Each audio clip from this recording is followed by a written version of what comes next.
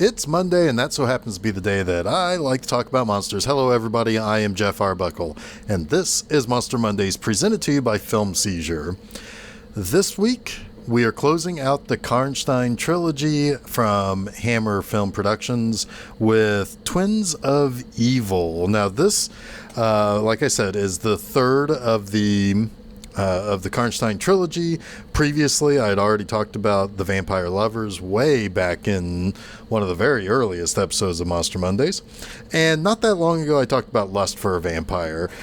If I'm being honest here, I think Twins of Evil is the best one of the three. I think maybe there is an artistic quality to Vampire Lovers that might be a slightly bit higher, but this movie feels like there's some actual money and some considerable actual filmmaking effort put into that I kind of feel like was missing a little bit from Lust for a Vampire. But each one had their own qualities. I just feel like that this one as a whole is a little bit better, and we'll talk a little bit more about that here in just a moment. But this is directed by John Ho, or Hoff, one or the other. It's Hough. I think I had already had that discussion with you about how to pronounce his name, because he had directed The Incubus in 1982, which starred John Cassavetes. It's a movie that I've talked about previously on the show, and I think I struggled with his name at that point too. But yeah, so I think that generally speaking, one of the things that stands out about this movie is that where The Vampire Lovers and Lust for a Vampire are technically sequel, Lust for a Vampire is a sequel to The Vampire Lovers, because The Vampire Lovers took place, I think, towards the end of the 18th century. Lust for a Vampire was some 40 or so years later, into the 19th century. Well, Twins of Evil actually takes place quite a bit before this, back in the 17th century. So we're in the 1600s, and that makes this technically a prequel. This, just like with The Vampire Lovers, does star Peter Cushing. Slightly different type of role for him compared to the previous entry in this trilogy, but we'll get to that momentarily. But the twins, the titular, in more ways than one, Twins of Evil are Maria and Frida Gellhorn, who are played by Playboy Playmate twins Mary and Madeline Collinson. They were, I think, they were the Playmate of the Month for October of 1970. So just a year before this movie basically came out. Mary and Madeline are quite pretty. That's a good way of putting it. And I've kind of talked about this anytime I talk about Hammer movies. I talked about it when I did the Vampire Lovers. I talked about it again when I did the Christopher Lee Dracula month. Hammer did something that I think American companies would have been too shy to do, but I think the British kind of just knew how to do this better. And like I said, I've talked about this many times. They really knew how to combine sexuality with horror. When it came to their horror movies, almost all of them had some sort of level of attraction to it in more ways than one. First and foremost, we were seeing Dracula in color, or we were seeing The Mummy in color, or we were seeing Frankenstein in color. We also would have a lot of bright blood and gore. How they were really able to kind of sidestep some of that stuff with censorship of the era, I really don't know. But the third thing that they did was the sexuality angle. Not every one of the Hammer movies were really upfront with it, and not many of them featured outright nudity like this one does. But of course, if you're going to have Playmates as your lead characters in this, I would think that you would almost have to do the nudity in that, but or in the movie. But with that said, one thing that they did do was they figured out a way by way of combinations of bustiers or frilly tops or corsets or whatever, they figured out a way to really up the ante when it came to period clothing that would show off cleavage. It is something that is kind of surprisingly in your face about these movies, and it almost comes to a part where by the time that Madeline Collinson removes her sleeping gown in this, you almost get a relief to actually see nudity because of how almost vulgar all of the cleavage was in this movie. It's something that Hammer really knew how to do. They could tease you with that sexuality while still it being present without you having to think about it too much unless you're really looking for it. And to be honest with you, I've seen enough of these Hammer movies. I'm looking for the ways that they're trying to figure out how to show sexuality. So this movie kind of has that combination of, you have these kind of almost gothic scenery and sets. You have blood and some gore in this. You also have some almost sadomasochistic elements to, particularly with the Count Karnstein in some of the scenes. And you have the Collinson sisters who, I mean, all of those things are going to work on some level, and one of those things is going to bring somebody to the movie. And it's really quite amazing how they're able to really kind of use that in the way that they made their movies during a time in which it's not always easy until the rating system came along to be very out front with it. And the title of this movie alone, if you're somewhat immature like I am, you think Twins of Evil, you're thinking of breasts. I don't know how else to put that. But it's not just the title. It's not just having playmates in it. This movie so much wanted to put sexuality in the forefront that the director of photography for this movie is named Dick Bush. I'm not kidding you. So let's talk about the movie now. Okay? The movie begins with Peter Cushing, who plays Gustav Weil. He is hunting and burning a witch with a group of people that he calls the Brotherhood, and they're all dressed like like your typical witch hunters with the very specific black and white, almost Puritan dress with the hats that that you typically see with witch hunters and stuff like that. So we're introduced right out of the gate with Gustav Weil being just this kind of not a very good guy. I don't think most people think of witch hunters to be particularly good guys, usually. Not unless there is like a legitimate monster they're chasing or something. Most of the time they're burning innocent women. In fact, I would say almost every time in history, a witch hunter has burned an innocent woman. But then it moves to the next day when we meet Maria and Frida, who are moving to the Styrian town of Karnstein, which is in Austria. Styria was a portion of Austria in the I would assume Austria-Hungary, or what would become Austria-Hungary. And they're going to live with their aunt and uncle, the Weils, and that's Katty and Gustav Weil. Their parents have recently died, and when they get to their aunt and uncle's house, their aunt makes it very clear that we got to watch ourselves, because Gustav is extremely conservative and very religious. The fact that the girls are not wearing black and that they brought nothing with them that was black is a problem, because the idea is that Gustav's going to expect them to be in mourning for however long it takes, and I guess until he says they're not mourning anymore. The thing is, the girls have said, well, they wore black for 3 months. They're kind of tired of wearing black. And sure enough, Gustav comes home, realizes that they're dressed in something other than black, and he's a pretty big jerk to them. Later, we find out that Frida is a little bit more outspoken. She has a little bit of a meaner disposition about her.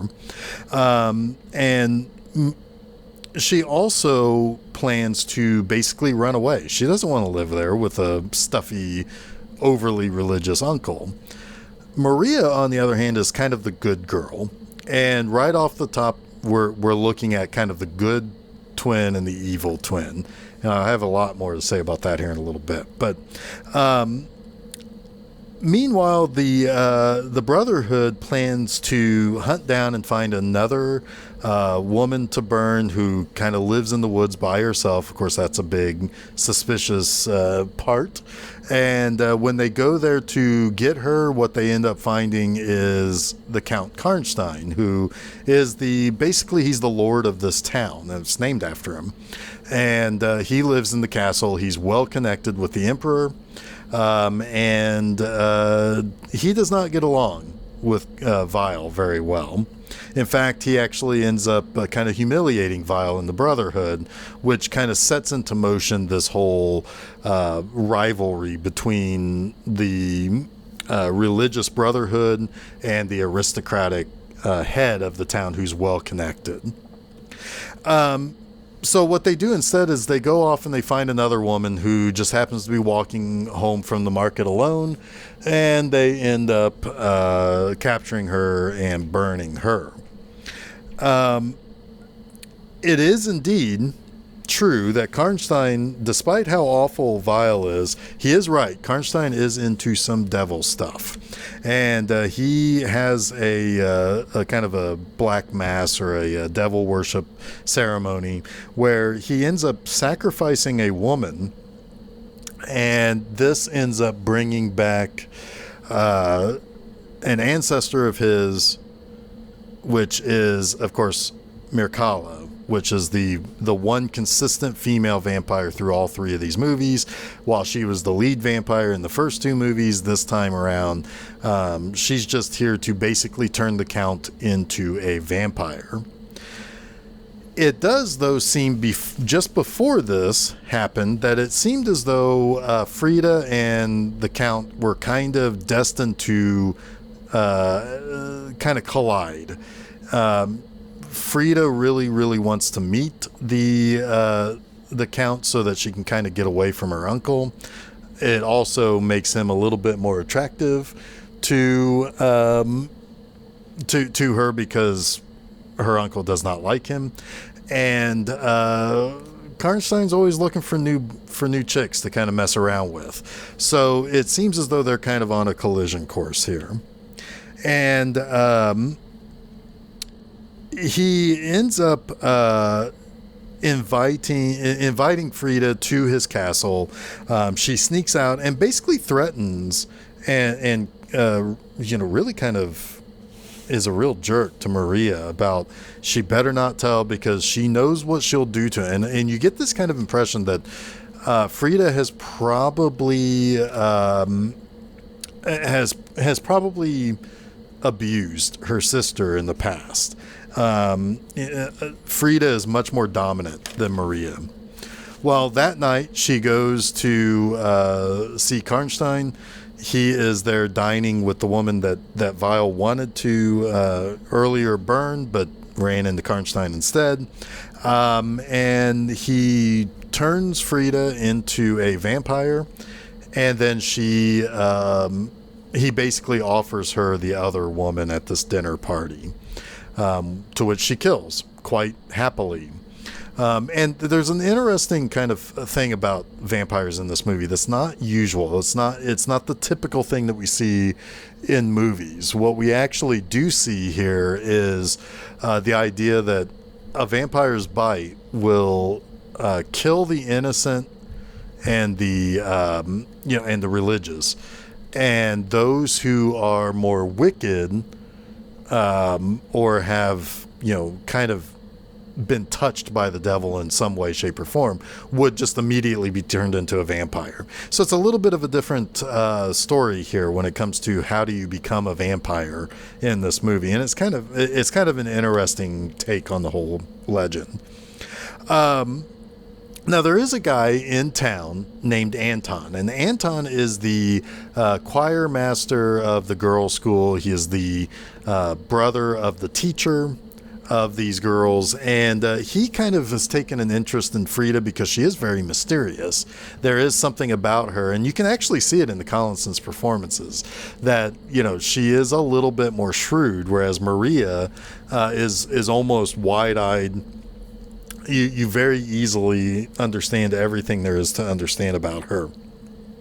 Well, he takes the interest in Frida, while Maria is taking an interest in Anton himself. However, their uncle is no fan of Anton because Anton does not appreciate this concept of witch burning and the way that Vile basically worships his god. He doesn't believe in this kind of angle in which God needs to be a vengeful spirit or something that requires the murder and death of somebody else who, for all they know, is innocent. So he has basically sent a letter of complaint to the church, to the regional church, which of course kind of backfires on Anton. Because Anton is the historian of the town, he also is a historian and has interest in the various superstitions and the local myths. So he knows things about vampires, witches, the like. And because he knows these things, of course, Vile thinks that, maybe you are doing the devil's work yourself. Anton is able to kind of basically stay clear of Vile for a short bit. He does send his sister away, but when he discovers that his sister has been killed by a vampire, Vile at that point has to basically say, we need your help. We need to understand what there is to know about vampires. In the meantime, we see Frida begin to hunt her prey, and this actually ends up getting her captured by her uncle.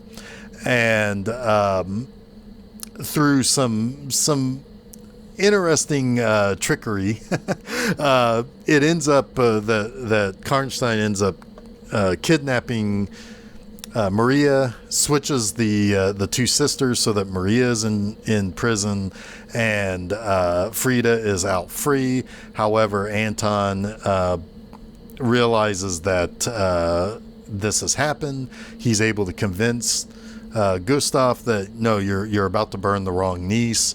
So let's team up and I will teach you what you need to know about vampires, which is they either need to be killed by way of a stake or they need to be beheaded. The Brotherhood doing their normal setting things on fire is not going to work for a vampire. So they go and storm the Karnstein castle.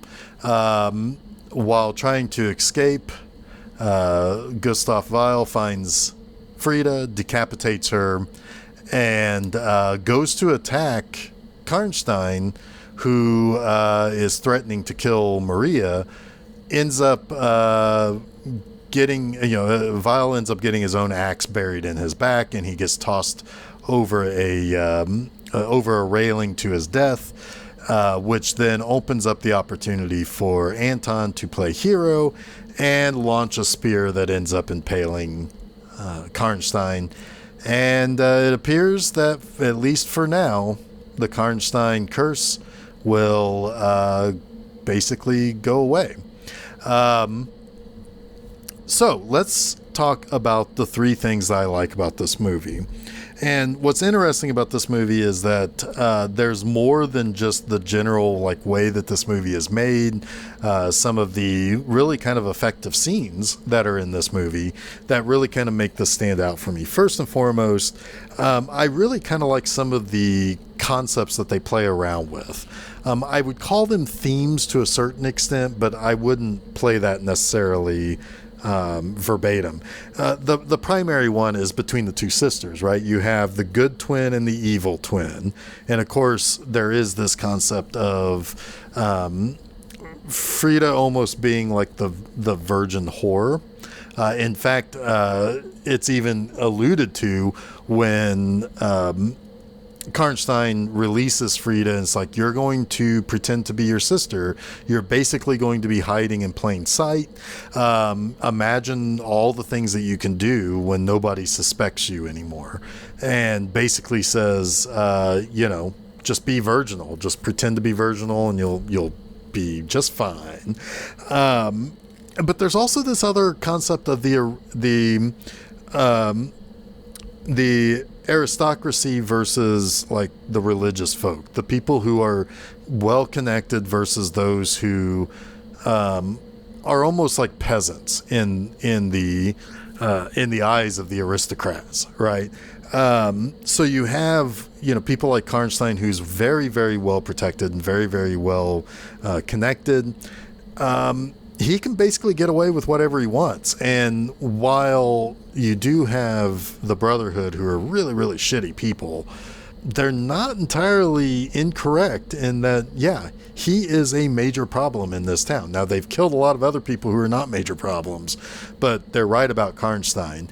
The thing is that they literally cannot do anything. If they kill Karnstein, the Emperor may ride in and destroy the entire town.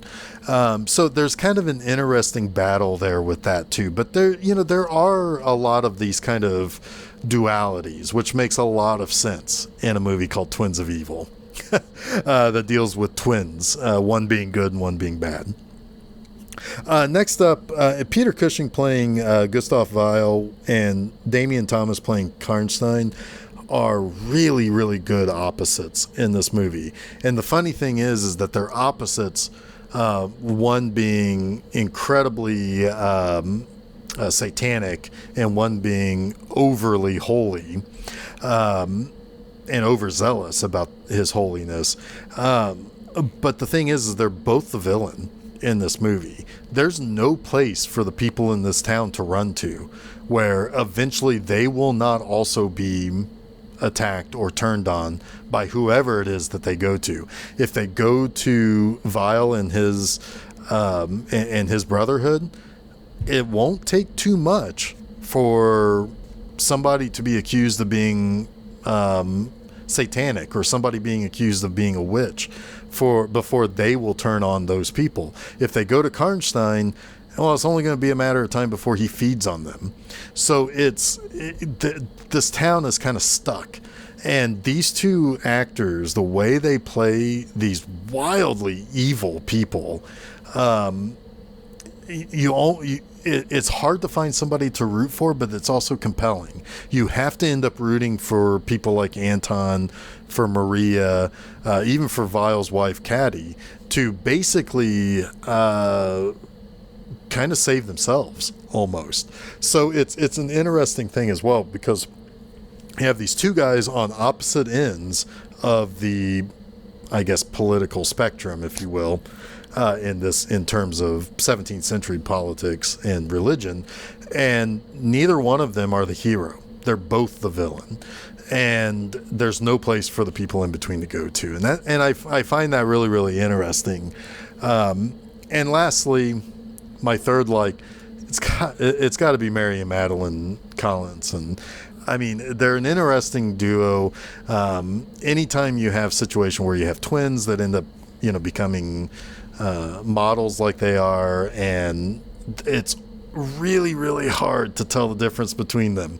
However, the way that they do that in this movie is just really, really well done. It's very subtle how how one plays good and the other plays evil. It's partially in their eyes, it's partially in their mouths, and the way that they, one basically kind of has a warm smile, while the other one kind of has a cold smirk.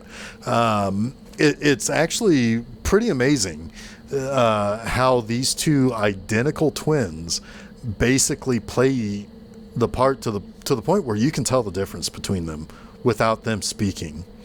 And it's well directed too. But of course, they're absolutely gorgeous too. I mean, when they're on the screen, you really can't avoid looking at them and kind of staring at them. It's, and the funny thing is that there are other attractive women in this movie too. But if they're on screen with those other attractive women, you're not looking at the other attractive women. You're looking at the twins. And it's just everything about this movie focuses so tightly on them that it really works. And, you're watching them not just because they're beautiful, but also because they're interesting, which is a dangerous combination, to be both beautiful and interesting. So that wraps up this week's Monster Mondays. Don't forget to check out new episodes of Film Seizure every Wednesday, and a new installment of Monster Mondays each Monday on filmseizure.com. You can also find the episodes of both shows wherever podcasts are found, like SoundCloud, Apple Podcasts, Google Podcasts, Stitcher, TuneIn, Spotify, and Audible.